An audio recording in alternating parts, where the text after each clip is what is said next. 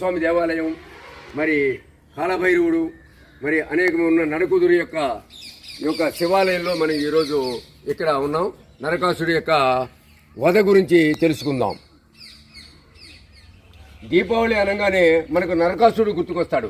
కానీ నరకాసుడు వధించబడిన స్థానం ఈ ప్రపంచంలో మొట్టమొదట భారతదేశంలో మన తెలుగు గడ్డ మీద కృష్ణా జిల్లా మనకి అతి సమీపంలోని అవినిగడ్డకు చల్లపల్లికి సమీపంలోని నడకుదురు అనే గ్రామంలో సత్యభామ స్వయంగా ఇక్కడున్న ఈ నడకుదురు గ్రామంలో తపస్సు బ్రహ్మహత్యాపాతకం నుంచి విముక్తి కోసం తపస్సు చేసుకున్న నరకాసుడిని గుర్తించి 12 సంవత్సరాల పాటు ఇక్కడ తపస్సు ఆచరిస్తున్న నరకాసుడిని వధించాలనే ఒక దీంతో శ్రీకృష్ణుడిని ద్వాపర యుగంలో తన వెంట పెట్టుకుని సత్యభామ ఈ ప్రాంతానికి రావడం జరిగింది. ఈ ప్రాంతానికి రావడంతోనే నరకాసుడు విలవిల్లాడిపోయి ఒక వటవృక్షం కింద తపస్సు ఆచరిస్తున్న సమయంలో నరకాసుడిని ఈ సత్యభామ వధించడం జరిగింది. ఆ రోజే ఇక్కడ దీపావళి మొదలైంది. ప్రపంచంలో మొట్టమొదటి దీపావళి జరిగిన ప్రాంతం నడకుదురు, కృష్ణా జిల్లా చల్లపల్లికి సమీపంలోని ఈ నడకుదురు గ్రామం. ఈరోజు ఈ గ్రామంలోని సందర్శించాం.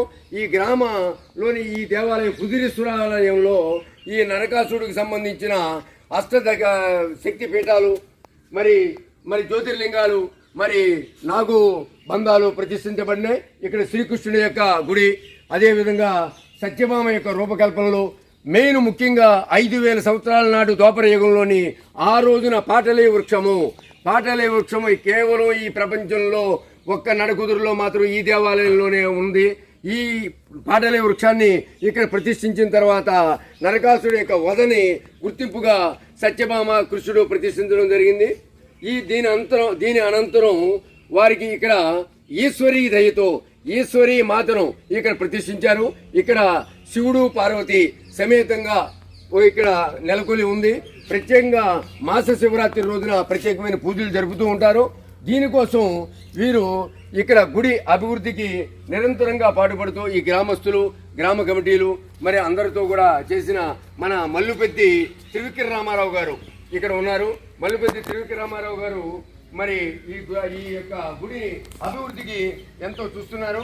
మరి ఈ మల్లుపెద్ది త్రివిక్ర రామారావు గారు ప్రతి మాస శివరాత్రికి, మరి ఈరోజు నరకాసుడు వద భారీ ఎత్తున దాదాపుగా 36 అడుగులతో నరకాసుడి యొక్క ప్రతిభని ఇక్కడ ఈరోజు అనగా 11/11/2023 తారీఖున నరక చతుర్దశి రోజున మరి ఇక్కడ ఈ నరకాసుడి యొక్క 36 అడుగుల ఒక బొమ్మని దహనం చేస్తూ ఆ రోజు నరకాసుడి యొక్క ఒక వధని మరొకసారి జనాల్లోకి నెమరవేయించడానికి, గుర్తింపడానికి కారణంగా యథేచ్ఛగా ప్రతి సంవత్సరం ప్రతి ఏడాది జరిపినట్టుగా ఇక్కడ జరుపుతున్నారు.